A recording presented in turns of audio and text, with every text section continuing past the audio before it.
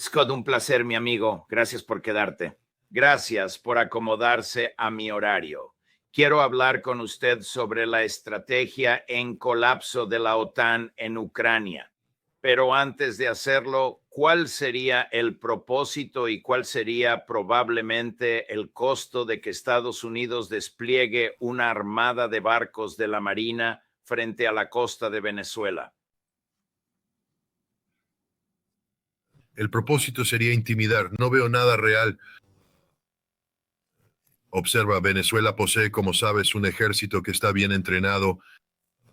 Tiene una milicia con millones de personas. No importa cuántos barcos tengamos frente a la costa de Venezuela, no podremos desplegar o desembarcar a cientos de miles de marines, infantes de marina o soldados de estos barcos. Estamos hablando de varios miles de fuerzas de combate marinas disponibles. Creo que es principalmente intimidación. Estos buques poseen una capacidad de ataque considerable. Podríamos intentar llevar a cabo un ataque de decapitación o suprimir las Fuerzas Armadas de Venezuela en apoyo de algún plan que la CIA podría estar tramando. Sin embargo, principalmente simplemente pura intimidación. ¿Cuánto costaría algo así? Quiero decir, nadie sabe realmente cuántos barcos hay allí, pero probablemente se podría calcular. Me refiero a que el Gerald R. Ford, el portaaviones más grande que tenemos, no viaja solo. Debe viajar con una pequeña armada propia. Estamos hablando de cientos de millones, tal vez $1,000 millones de los contribuyentes para poner todos esos barcos allí en ese lugar, en ese momento. Sí, estamos hablando de mucho dinero, probablemente cientos de millones de dólares. Por ahora, veremos qué sucede, cuánto tiempo permanecen allí. Pero ya sabe, es un costo significativo y la guerra con Venezuela no fue un gasto planificado, así que sale de un presupuesto operativo que ya está tensionado por tener fuerzas navales desplegadas en el Medio Oriente, nuestros despliegues europeos y nuestros despliegues en el Pacífico. Entonces, ya sabe, esto carga el presupuesto de defensa y es dinero de los contribuyentes. Uno debe preguntarse, ¿por qué la Marina de EU está frente a las costas de otro país cuando el Congreso no ha visto una amenaza que justifique guerra?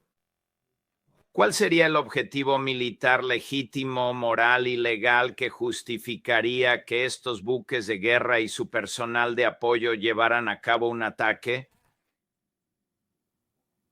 Nada verdaderamente legítimo. Esto sería una guerra de agresión completamente ilegal que llevaríamos a cabo contra Venezuela, fundamentada en una excusa fabricada, las excusas relacionadas con las drogas provenientes de Venezuela, ya sabes, el equivalente moderno de la excusa de las armas de destrucción masiva de Irak.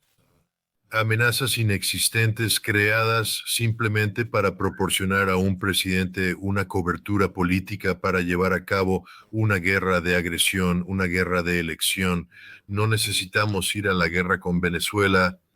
Venezuela no representa una amenaza para Estados Unidos ni para nuestros aliados. Esto es simplemente una guerra de elección y dado que no existe una base en el derecho internacional ni en el constitucional para lo que el presidente tiene planeado hacer, se convierte en una guerra de agresión completamente ilegal. Hoy más temprano, el presidente mencionó en uno de sus comentarios espontáneos, ya sabe, que podría comenzar negociaciones con Maduro. Bueno, primero no ven a Maduro como válido. Marco Rubio no lo reconoce como el presidente legítimo de Venezuela. Pero, ¿qué hay para negociar? Bueno, quiero decir, nuevamente volvemos a cuando hablamos de la flota frente a la costa, ya sabes, pura intimidación. Creo que la negociación sería algo así como que Maduro debería dejar Venezuela y permitir que Estados Unidos ponga un gobierno en su lugar para evitar el derramamiento de sangre, para evitar la violencia. Considero que esto sería lo que Estados Unidos podría proponer en la negociación. Pasando a la OTAN desea un conflicto bélico más amplio con Rusia que el que ya está llevando a cabo actualmente en Ucrania. No, primero, la OTAN no puede librar una guerra más amplia, no tiene capacidad militar para luchar en una guerra así. Esto se trata de posturas políticas por parte de, ya sabe, líderes en la alianza de la OTAN para sus audiencias nacionales con el fin de justificar el aumento del gasto en defensa. Ya sabes, hablan de que cualquier retórica de la OTAN menciona una guerra para 2029 o 2030. Estamos en 2025, pronto será 2026, pero aún faltan años. No estamos hablando de nada que sea práctico o real. Estamos hablando de teoría, lo que significa que no es serio. No se articula una amenaza y luego se dice, bueno, vamos a lidiar con esta amenaza en 5 años. Eso significa que no es una amenaza. Así que esto es simplemente una postura política del tipo más estúpido. ¿Existen tropas alemanas, británicas, polacas, francesas o de alguno de esos países en el terreno en Ucrania actualmente? Puede haber grupos avanzados, podría haber, ya sabe, un puñado de soldados entrando para hacer, ya sabe, preparativos avanzados de fuerzas, explorando ubicaciones donde teóricamente podrían desplegar tropas. Pero nadie en la OTAN está hablando de enviar tropas en este momento. Todos los escenarios dicen que enviaremos tropas a Ucrania una vez que se haya logrado un alto el fuego. Pero incluso entonces hay una gran advertencia, porque Europa no enviará tropas a Ucrania sin el respaldo de Estados Unidos, y Estados Unidos no apoyará esto. Así que esto es, ya sabe, puramente un despliegue politizado de un puñado de tropas que llevarán a cabo el tipo de trabajo de preparación avanzada, explorando ubicaciones potenciales, identificando líneas de comunicación y cosas de esa naturaleza que permitirían que la planificación tenga lugar. Pero Europa no va a enviar ni un solo soldado a una fuerza de combate a Ucrania hasta que haya un alto el fuego. Y Rusia ya ha dicho que no va a haber ningún alto el fuego. ¿Qué tan inestable es el control del presidente Zelensky sobre la presidencia? Aunque sabemos que no es uno auténtico, es considerable. Ahora que se ha detectado la corrupción, los individuos corruptos eran dos de sus colaboradores más cercanos. ¿Se están señalando hacia él? Quiero decir, de manera realista, sí, las acusaciones apuntan hacia él, pero nuevamente, mientras las potencias europeas lo respalden, quieran que sea y continúe siendo el presidente de Ucrania, estos cargos de corrupción no van a afectarlo. Por eso están reuniendo al ministro de Justicia, o creo que es una cuestión de energía en el Ministerio de Justicia. Sabes, Zelensky es el presidente de Teflón en este momento. El momento en que estas acusaciones se mantengan es el momento en que te das cuenta de que Europa ha dicho, basta, él se va. ¿Reconoce Europa hasta donde usted puede afirmar la posición significativamente degradada, seriamente deteriorada del ejército ucraniano? No hay duda de que auténticos profesionales de inteligencia, y creo que Europa sí posee algunos, están informando a través de sus canales sobre la realidad de la situación en el terreno, pero comprenda que Europa está muy politizada en cuanto a Ucrania. Los británicos están realizando una de las mayores operaciones de guerra de información ahora, diseñada para mantener a Ucrania en la lucha. Un aspecto clave es minimizar los logros rusos y maximizar el potencial de Ucrania para seguir defendiendo, justificando así el gasto continuo de dinero europeo en Ucrania. Pero ya sabes, estás empezando a ver que los medios europeos, ya sabes, están aceptando la realidad. Hay un caballero que escribe para Die Welt, creo, un periodista alemán que ha sido muy pro-ucraniano y muy antirruso. Finalmente ha escrito un artículo que dice que se acabó para Ucrania. No tienen opción. Sí. Reconocen el liderazgo europeo como Kajákalas van der Leyen, Merz en Alemania, Starmer en Gran Bretaña, Melonian en Italia y Macron en Francia, lo que es inevitable. Debemos recordar que sus destinos están ligados a Ucrania, lo que significa que si Ucrania colapsa, ellos también colapsan. Así que no se trata de que reconozcan lo inevitable, es una cuestión de su supervivencia. Y así los políticos tienen una manera de engañarse a sí mismos y mentir a sus respectivas circunscripciones para mantener su viabilidad política. Y creo que ese es el caso. No hay ni uno solo de esos líderes que honestamente crea que a Ucrania le va bien, pero todos saben que si Ucrania colapsa, también lo harán sus fortunas políticas. La CIA todavía está operando en el terreno en Ucrania y está utilizando tecnología satelital para asistir a Ucrania en el objetivo de las tropas rusas y eliminarlas. Quiero decir, personalmente no lo sé. Quiero decir, yo creería que la CIA mantiene una capacidad residual, probablemente no una capacidad de primera línea, y están respaldados por, ya sabe, fuerzas conjuntas de operaciones especiales.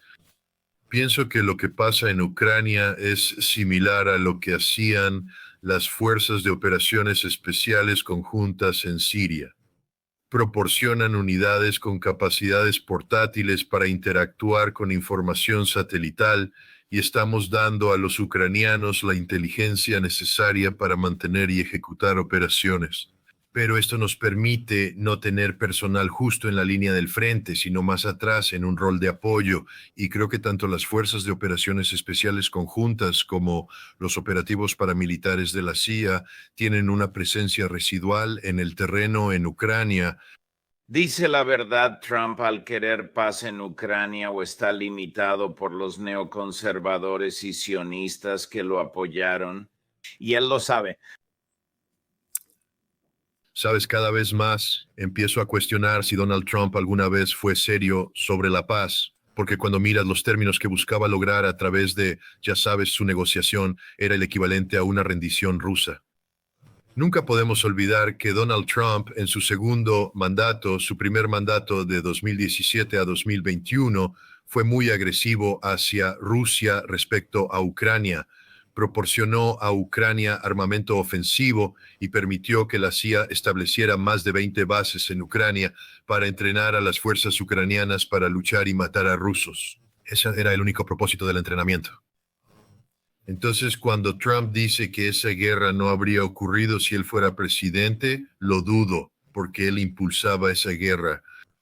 Aunque Joe Biden inició este conflicto en términos bélicos, Trump dice querer paz, pero en sus términos, lo que no es paz. Jamás existirá una paz duradera. Todo está estratégicamente diseñado para debilitar a Rusia y permitir que Estados Unidos y Europa continúen aislando a Rusia, colapsando su economía, degradando su relación política y social y derrocando a Putin, quien sigue siendo el objetivo oficial de Estados Unidos y Europa. No, Trump está mintiendo al afirmar que desea la paz. La paz es un mantra que está empleando para llevar a cabo políticas de cambio de régimen en contra de Rusia.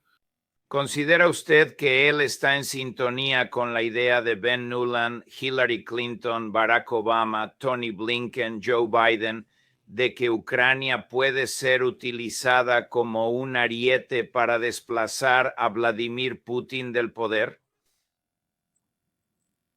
Esa fue la política en sus primeros 4 años. Sí, es la política heredada de Biden. Recuerde, Joe Biden no lo inventó.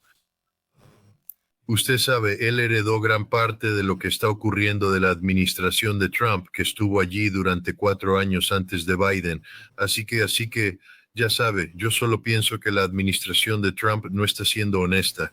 Es algo de lo que los rusos son sumamente conscientes, que los objetivos fundamentales de la política no han cambiado desde el momento en que Joe Biden asumió la presidencia a Trump todavía. Scott Bessent, él lo dice directamente y dice, queremos colapsar la economía rusa. Ahora, si quieres paz y amistad con Rusia, ¿realmente quieres seguir el camino de decir, voy a colapsar la economía rusa? No, estamos buscando la derrota militar de Rusia. Eso es lo que realmente implica un alto el fuego. No significa que Ucrania ha luchado contra el ejército ruso hasta llegar a un punto muerto. Eso es lo que estamos persiguiendo. Así que, ya sabe, en resumen, sí, Trump está siguiendo una política que busca derrocar a Vladimir Putin. Él heredó esta política de Biden, pero no la ha cambiado. Y creo que, ya sabes, él esperaba que pudiera, ya sabes, convencer a Putin de un alto el fuego que Estados Unidos luego usaría para ponerse en una posición superior estratégicamente frente a Rusia. Pero Putin no juega ese juego. Podría argumentarse no solamente que Biden heredó esta situación de Trump debido al armamento excesivo que se proporcionó a Ucrania durante su primer mandato, sino también que lo que ahora está en manos de Trump fue provocado por las decisiones que Trump tomó hace 8 años. Ese siempre ha sido mi argumento. Él afirma que es la guerra de Biden. Yo digo que eso es una mentira. Este es el trabajo de Donald Trump. Esta es la guerra que Trump quería cuando era presidente en su primer mandato. Esta es la guerra que él defendía. Esta es, ya sabes, la postura que él asumió. Estas son las políticas que él apoyó. Así que esta es la guerra de Donald Trump. No es lo bastante hombre para asumirlo. Aquí está él el día de ayer discutiendo sobre las nuevas sanciones. Fue ridículo, Scott. Nuevas sanciones a Rusia, Chris, corte 3. Sí, están llevando a cabo eso y me parece bastante bien. Están aprobando legislación o los republicanos están presentando una legislación que es bastante estricta. Es sancionar, etcétera, etcétera. Sobre cualquier país que haga negocios con Rusia. Pueden añadir a Irán a eso. Como sabes, lo sugerí. Cualquier nación que realice negocios con Rusia será sancionada de manera muy severa. Podemos incluir a Irán en esta fórmula. Sí, las sanciones secundarias afectaron a Rusia de manera material o significativa. Has estado viajando por Rusia durante las últimas semanas. Mire, cada ruso con el que hablo, y he tenido entrevistas significativas en los últimos días, dicen que las sanciones muerden, no hay duda. Quiero decir, no es la forma normal de hacer negocios, pero Rusia se ha adaptado a ellas y la economía rusa sigue creciendo. Ahora mismo tiene una tasa de crecimiento de 4.8% y la estadounidense 1.6 o 1.8. Entonces, ya sabes, la economía rusa crece más que la estadounidense. Sabe, ellos se vieron obligados a realizar ajustes y continúan teniendo que efectuar más ajustes. Ninguna economía realmente quiere entrar en guerra porque no es la forma de hacer prosperar a las economías. Boom. Y Rusia ha tenido que entrar en pie de guerra con su industria de defensa. Entonces, ya sabes, eso sobrecalienta la economía, conduce a tendencias inflacionarias. Todo esto está impactando la economía rusa, pero la existencia diaria de los rusos es de muy alta calidad. Es una economía estable, una existencia estable. No hay colas para la gasolina, los precios de los alimentos son normales. Sí, hay inflación, no hay duda de eso. Y eso es provocado por las consecuencias económicas de las sanciones. La idea de que las sanciones asfixian a Rusia es absurda. Están asfixiando a Europa. Si Trump sigue con su estupidez, descubrirá que el mundo no aceptará sus amenazas e intimidación y será Putin quien quede aislado, no Rusia. ¿Cómo gestiona Sergei Lavrov, el ministro de Relaciones Exteriores de la Federación Rusa, a un individuo como Marco Rubio que ni siquiera desea dialogar con él? Bueno, la historia que circula es que directamente se ha acusado a Lavrov de ser un poco diplomático en su llamada telefónica con Marco Rubio, básicamente imponiendo las reglas y provocando que Rubio no solo terminara la conversación, sino que también se retirara de Budapest. Y bueno, había rumores de que Lavrov estaba en camino de salir por esto. Pero no, el Kremlin ha dicho que confía plenamente en Lavrov. Lavrov, ya sabes, sigue haciendo sus mismos pronunciamientos. Sabes, la realidad es que pienso que había un movimiento dentro del Kremlin que deseaba creer en el impulso de Alaska y deseaba creer que, sabes, aún quedaba algo de magia. La realidad es que la administración de Trump no está realmente comprometida con la paz con Rusia ahora. Se nota con lo que dice Donald Trump. Se ve con todo lo que dice Marco Rubio. Y el punto que repito una y otra vez es que solo hay un camino hacia la paz entre Rusia y Estados Unidos, y eso es una victoria rusa total al 100% en Ucrania. Hasta que eso ocurra, Trump estará, ya sabe, atado por su propio legado, Marco Rubio, por su propio odio. Rusia necesita poner fin de una vez por todas al potencial de que Ucrania sea una herramienta que podría usarse para socavar a Rusia con una victoria militar decisiva. Ese es el enfoque general que toma Rusia. No puedo hablar por Vladimir Putin ni intentarlo, pero todos los rusos con los que he hablado coinciden en que no solo es necesario, sino que es hacia donde Rusia se dirige. El presidente Putin en el mes de septiembre pasado propuso extender los términos del tratado New START más allá de su conclusión legal en febrero del año 2026. El tratado New START, por supuesto, usted lo conoce mejor que nadie en el planeta, establece un límite a ciertos tipos específicos de armamento. ¿Por qué Estados Unidos ni siquiera ha respondido a esa oferta tan magnánima, moral y legal del presidente Putin? Una razón principal es que Marco Rubio despidió a nuestros especialistas en control de armas en julio. 1.300 empleados del Departamento de Estado, muchos en oficinas de control de armas o que tratan con Rusia, se fueron. No tenemos a nadie en América que sea capaz de pensar en el control de armas en este momento. No hay un esfuerzo real de EU para avanzar. En segundo lugar, ya sabes, Estados Unidos está muy preocupado por China en este momento porque hemos mostrado nuestra fuerza en torno a Taiwán y, ya sabes, hemos hecho insinuaciones no tan veladas de que si hubiera una guerra con Taiwán podría volverse nuclear. China dijo, de acuerdo, si quieren ir a lo nuclear, entonces vayamos a lo nuclear. Vamos a detener nuestro arsenal nuclear de tamaño moderado. Sabes, era de 200 y vamos a modernizarlo. Incrementar misiles, incrementar armas. Hoy de 500 a 700 armas, creciendo a más de 1.000 para 2030. El nuevo límite de START es 1.550, pero Rusia tiene 1.550.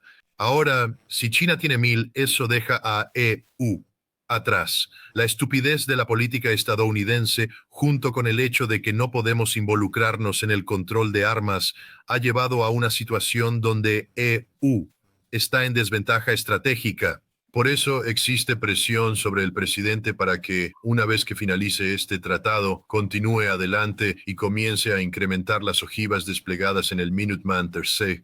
Eso nos ofrece grandes opciones y cosas así. ¿Por qué un secretario de Estado despediría a sus expertos en control de armas? ¿No son clave para una paz duradera?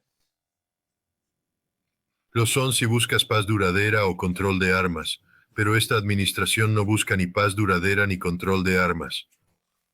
Sabes, la administración de Trump ha adoptado el lema de paz mediante la fuerza, pero eso significa que tienes que ser fuerte. Y ya sabes, ser fuerte es una cosa. Si eres, ya sabes, Teddy Roosevelt habla suave, pero lleva un gran garrote. Trump no es de hablar suave, amable. Su fortaleza emana de su extensa verborrea, donde aparenta flexionar músculos que ya no posee. Quiero decir, este es un individuo que, como sabes, ha construido un culto a la personalidad. Las personas a su alrededor adoran todo lo que dice y lo tratan como si fuera el evangelio, pero sus palabras están tan alejadas de la realidad que no es gracioso. Pero Marco Rubio entró y le dijeron que recortara el Departamento de Estado. Él examinó, ya sabes, las habilidades que no iban a ser demandadas bajo la administración de Trump y las eliminó. Bueno, Scotty, han sido un par de semanas largas para ti, un día largo. Muchas gracias por acompañarnos. ¿Estarás en casa para el Día de Acción de Gracias? Sí, estaré en casa para Acción de Gracias. Seguro que tu familia estará feliz de verte. Nosotros también estaremos encantados de verte. Gracias por acompañarnos, amigos. Buen viaje. Esperamos verte la próxima semana. Vale, gracias. De nada.